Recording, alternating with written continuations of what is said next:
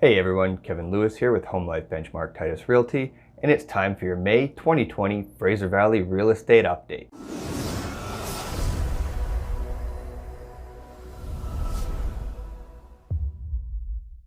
I don't really think I need to point out the fact that life isn't exactly normal right now, and the same can be said about our real estate market.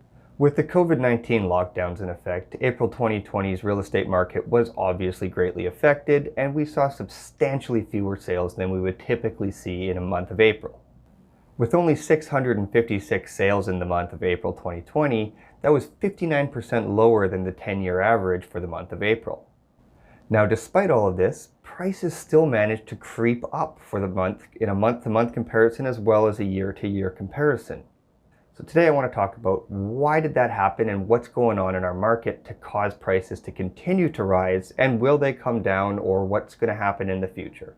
To look at why prices actually went up last month, we have to take a few factors into effect. In simple terms, the rules of supply and demand are what has caused the market to actually increase such a minimal amount, but it's an increase nonetheless when many people would assume that the market would come down due to the lockdowns. Yes, there's certainly fewer buyers looking to buy homes, but there's substantially fewer homes that are for sale on the market. And it all comes down to a balance of the number of buyers versus the number of sellers. If you have 1,000 homes for sale and 1,000 buyers, you're at an equal point. If you have 10 homes for sale and only 10 buyers, you're still at an equal point, and those numbers should cause prices to stay at a fairly stable rate, not seeing anything come down substantially.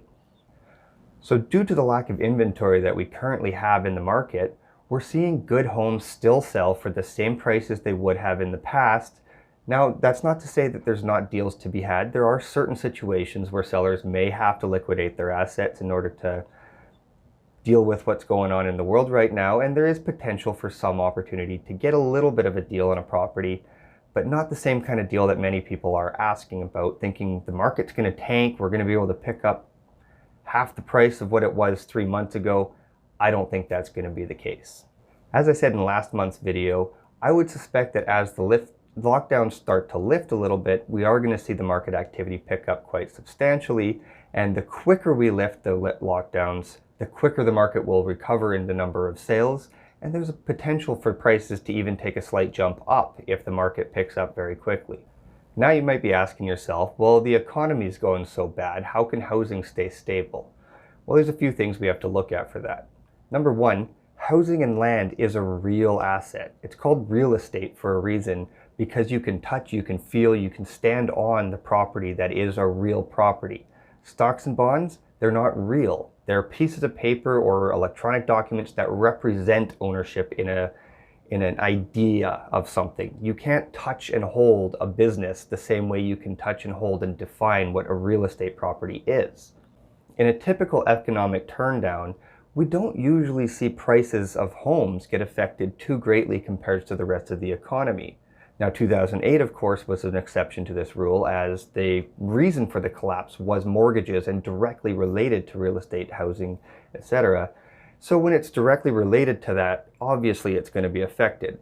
This current one, people still need homes to live in, people still want to invest their money in a real asset, and when times get tough economically and the stock markets begin to fluctuate, many investors will actually pull their money out of the stocks and put it into real estate for the time being to park it, as it tends to be a safer investment, as, like I've mentioned already, it's a real asset that you can physically touch.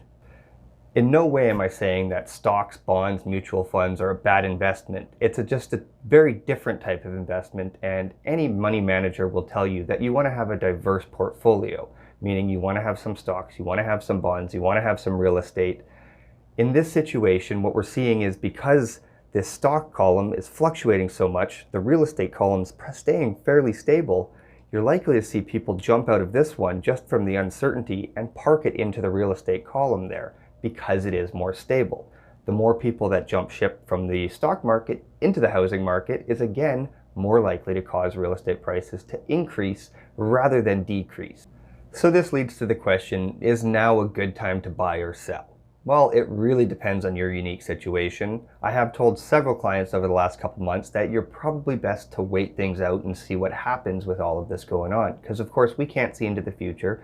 We don't know what changes are going to come with everything. We can make predictions based on scenario A, scenario B, but again, I want to make those predictions more suited to your unique needs. So if you are thinking about making a move, don't be afraid to reach out, ask me the questions that you want to know the answers to, and we'll help decide whether or not now is a good time to make a move, or whether maybe you should wait a couple months. I wouldn't say that now is a bad time or a good time to buy or sell. Again, it's unique to you, but we need to look at what variables are coming into play for your situation due to the COVID situation and everything that's happening around us.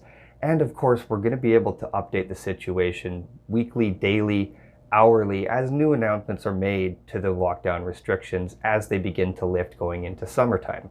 If you have any questions about the market at any time, you can always feel free to reach out to me. Leave me a comment below, send me a text, send me an email, give me a call, 604-218-5635. I look forward to hearing from you soon.